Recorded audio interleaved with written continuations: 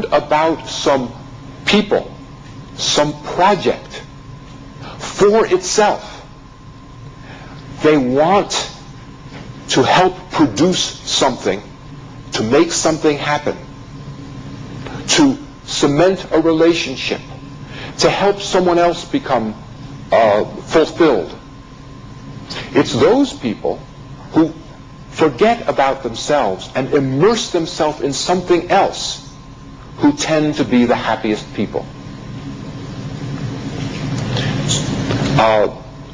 And it can be a good cause or a bad cause. It's not always good causes that people immerse themselves in to give themselves a sense of feeling, a feeling of fulfillment. But that sense of involvement is important. So that's the paradox. It would seem that the best way to be happy is to try to be happy, but it turns out that the best way to be happy is to throw yourself into some other project and not think directly about yourself. But the other project has to be important in itself. If you're saving whales, you have to really care about saving whales, not care about saving whales in order to make yourself happy. Because otherwise, you'll say, saving whales maybe is not so much fun, I'll switch, and then you're back to unhappiness. Well, I maintain that the relationship between people and the rest of nature, including non-human animals, follows the same psychological trend as the hedonic paradox. It's structurally similar to the hedonic paradox. That is, the best life for humanity is not trying to get the most from nature, including non-human animals, as possible for people, but rather caring about the non-human for itself, really caring about it, and a byproduct of the limitations on our actions because we care about the non-human, a byproduct will be greater human welfare. Just as a byproduct of caring about a project is greater happiness for yourself. Now, I come to this conclusion by looking at much of what has happened in human prehistory and history, which I analyze as a 5-part pattern. Notice part 4 has several parts. I think when I did 5 parts, I'm not sure how I came up with 5. Maybe it should have been 6 or 7, then I wouldn't have to have the A and B. But anyway, in the 5-part pattern, what people have done is first, and this is most obvious in the case of our use of non-human animals, separate ourselves from nature. We think of ourselves as beings who are not integral to nature. Therefore, how nature fares, how well nature is preserved, is not of direct concern to us. It's only indirectly concerned. We're not it. It is different from us. It's a dichotomy of people versus nature as two concepts, instead of thinking of the human as thoroughly natural and integral to nature. Thinking of people as separate then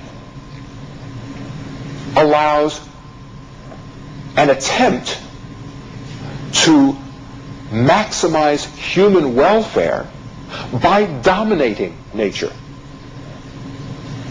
getting more power over nature.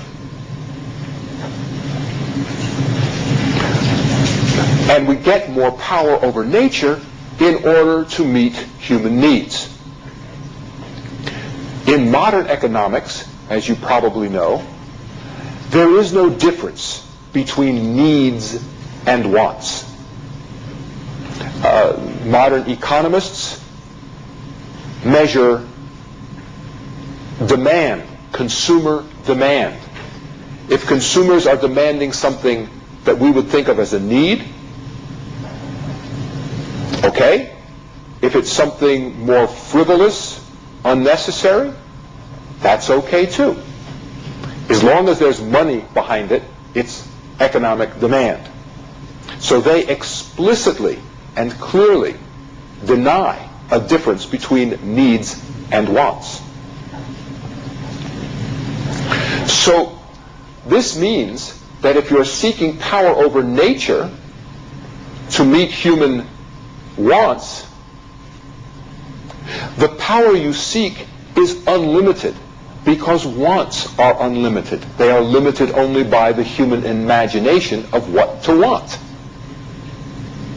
So the power that is sought over nature is an unlimited power. As you know, when people figured out how to, they tamed horses and they managed to move at a certain speed, they didn't say, oh, this is easy, we're sitting on horses, great, we'll never need to go faster than this. No. They went to invent other things, steam engines, internal combustion engines,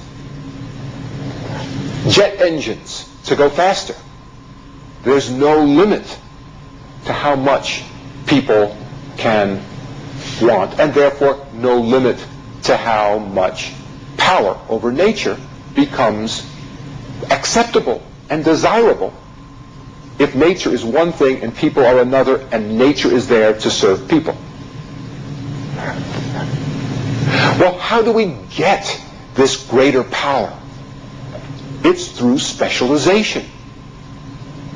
Foraging people have some, hunter-gatherers have some division of labor between men and women. And some experts in medicine in their groups. But by our standards, very little specialization. There's no transportation infrastructure. They walk where they need to go. Everyone can make the tools that are needed to gather and hunt. And some of those societies, we think, have existed very long times. But in our society, we change. And we change because we invent new things, new ways of getting power over nature. And invention is helped by the division of labor. If people specialize in some study and some work, they get to know more and more about it, and can, if it's something about manipulating nature, get much better at manipulating nature than if they tried to know something about everything. So specialization is essential if you want unlimited power over nature. And as we've seen in our society, we don't have so many Renaissance people anymore. Because who can know about computers and foreign languages and physics and sociology and anthropology and philosophy and literature and engineering and marketing and finance, all of those? No, we're much too specialized. This means, and we're specialized in so we have a division of labor, and we're specialized in the ways that we fulfill our needs. So I know how to do a few things, but that does not include fixing the car. Much less does it include making a car. I can't make a car. I need a car where I live, but I can't make one. The division of labor increases power over nature, but at the same time it increases human jeopardy. We become specialists who are dependent upon other specialists. We supply one thing, but the 1,000 other things we need are supplied by others.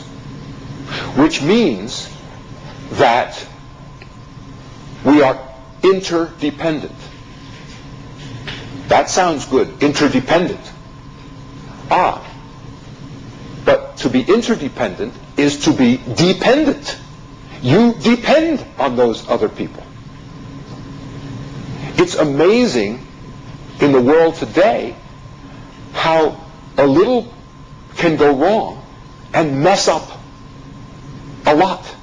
For example, as some of you may remember, maybe you all remember, 2000 or 19